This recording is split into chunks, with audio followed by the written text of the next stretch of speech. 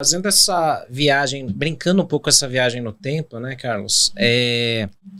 A gente vê, e muita gente talvez não tenha ideia, que o São Paulo, ele nasceu como um clube humilde, ele não era, né? Parabéns. É, Gostei de ouvir. ele não era, né, esse gigante, ele foi se Era um construindo. clube pobre. Era um clube pobre. E ele foi, por conta de pessoas, assim como você fala, e que você conviveu e que você também fez parte disso, ele foi se tornando esse gigante por conta de ações como essa, ou de atitudes de pessoas que pensavam no clube primeiro e não no ego pessoal, né? Ao passar do tempo, a gente vê que, claro, a sociedade muda, as pessoas mudam, o tempo mudou, o mundo mudou, né? Futebol. Cifras do futebol. As cifras, tudo isso, tudo hoje é muito dinheiro, é valores financeiros, não pessoais, né? Vendo hoje um pouco isso, e eu faço uma analogia, Carlos, porque eu tenho pessoas da minha família que são muito são paulinas, né?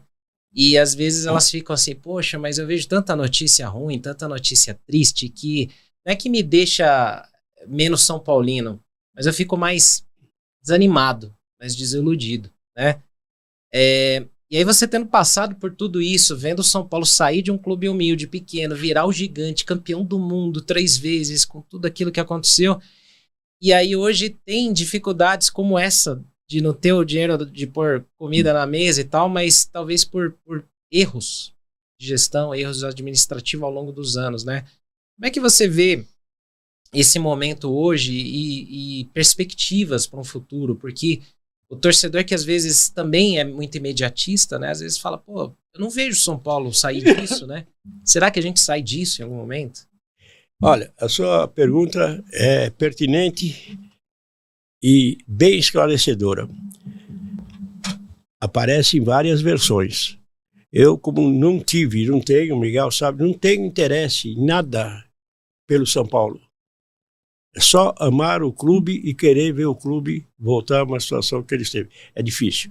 Mas acontece o seguinte, que quando você chega e vê um ambiente, você se entusiasma, sem querer você vai se tornando referência. E depois, exemplo.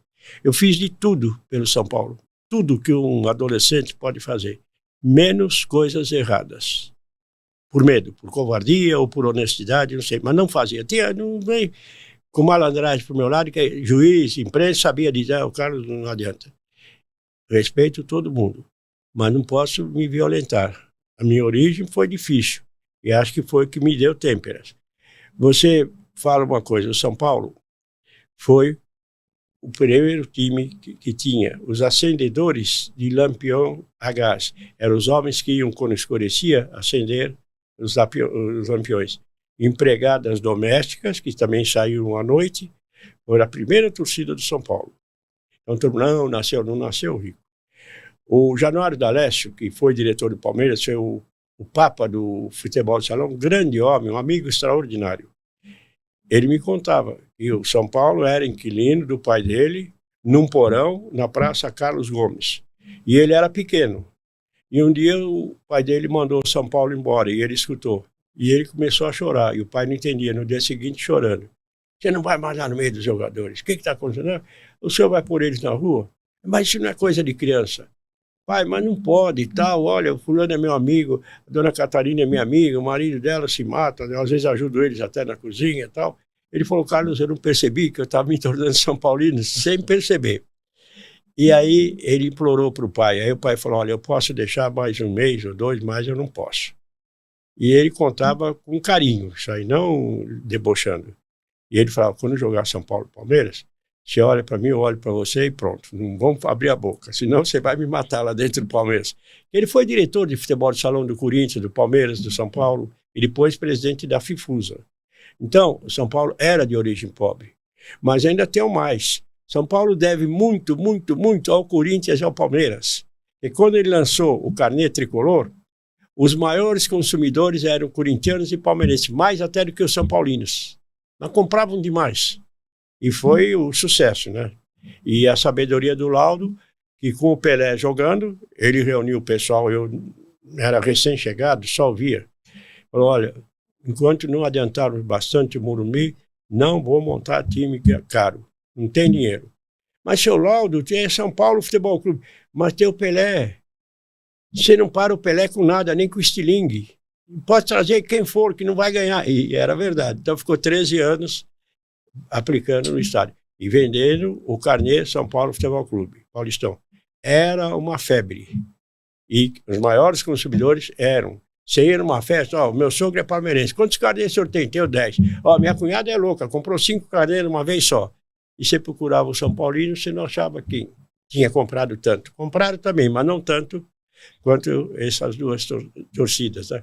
Quando eu assumi o marketing, eu lembrei disso. E lembrei das cores que me atraíram. Eu fiz um marketing maravilhoso. Eu lancei o marketing esportivo, porque por necessidade, 2 amigos que eram professores de marketing, a mulher falou, não insiste mais que ele fica nervoso. Ele falou que você sabe mais marketing que ele, mas ele dá aula na faculdade. Ele falou que não tem jeito. E eu fui entrando. Departamento Comercial e Marketing. O dia que eu assumi, tinha um título no cartório. Por sorte, era pequeno. Eu mandei a moça correr, pagar e tal, e ficar quieta. Então, a necessidade, a bondade, a simplicidade e a sinceridade ajudaram muito, porque as pessoas tinham vontade. Eu comprava rosas, iam poucas mulheres no Morumbi, 20 ou 30, e por coincidência eram de boa aparência. Eu mandava contar, falava, acho que tem 22 mulheres. Eu comprava 3 dúzias de rosa. A moça dava, cada uma dava uma flor. Tinha um pai com 2 crianças, pode dar sorvete? Pode. Eu ia no guichê, sorvete para cada um. E o pessoal, você é dono, você está jogando isso. Né? O Henri Haidar falou, Carlos Caboclo, faça o que você quiser. Se anda na escola levando jogador, ando. Não adianta, a torcida não vem. Falei, doutor Henri, o que eu posso fazer? Eu não aguento. Eu chego na escola e falo, São Paulo tem um estádio, tem uma ótima diretoria, tem um ótimo time, mas não tem torcida. Nós precisamos pôr torcida lá. E eu não pus. Ele levou mais de 10, 15 anos para chegar a esse estágio. Mas era um amor que me incomodava. Eu deitava, eu ficava pensando, anotava o que eu podia fazer, quem eu podia convidar. E a minha vida era respirar o São Paulo. Então, é uma coisa que todo mundo, time de rico, São Paulino é snob, São Paulino é isso, aquilo. Aquela alcunha que me magoou muito, até eu ia brigar com o Vampeta. E eu falei para um cara, eu vou atrás do Vampeta. Daí ele falou, não vai não. E se não fosse crime, eu ia meter uma bala nele. Onde se viu chamar? E as criancinhas? E era verdade, muito... Hoje não, o mundo é outro, falam palavrão na hora do almoço. Eu sou daquele tempo na tribuna de honra. Tem mulher com criança, 9, 10 anos, menino ou menina, um cara do lado falando palavrão. Eu chego para ele, olha, você faz um favor, não fala palavrão, olha, aquela menina, cada vez que você xinga ou xinga, ela olha para a mãe assim, não está entendendo nada. Aqui é uma tribuna, você é convidado. Se você for lá no estádio, você pode falar à vontade, mas eu estou te pedindo educadamente. A maioria das pessoas, desculpa, eu não vou falar mais. Como é que você quer um exemplo para a nação se você é o primeiro a transgredir, dar mau exemplo? Então, isso eu não consigo me segurar. Agora eu estou ficando mais longe, eu vejo um cara falando, negão, para um pouquinho, tem criança, tem senhor, desculpa. Mas é sofrido. Por quê? Porque era um time tido como exemplo. Por que você tinha orgulho de ser São Paulino? Você não tinha mérito nenhum. Era o clube dos juízes, dos advogados, dos desembargadores, dos professores, pessoas que me ensinavam, pessoas cultas, que sabiam ler e escrever. Eu fui para a reunião do conselho e eu ficava mudo, ouvindo os oradores. E tinha grandes oradores.